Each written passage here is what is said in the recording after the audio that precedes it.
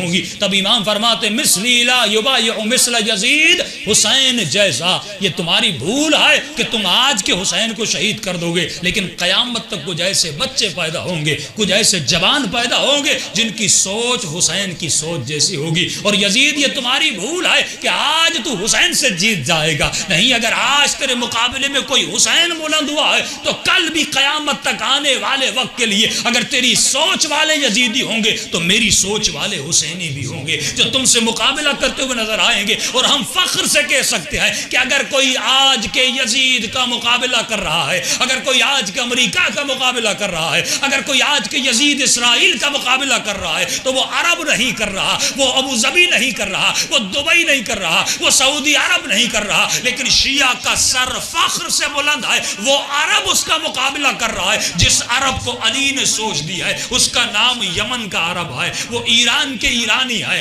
وہ جناب لبنان کے عرب ہے جو مقابلہ کر رہے ہیں اور مقابلہ کر کے بتا رہے ہیں کہ کل کے حسین نے بھی یزید کا مقابلہ کیا تھا، آج کے حسینی بھی یزید کا مقابلہ کریں گے. صلوات پڑھے محمد و آل محمد.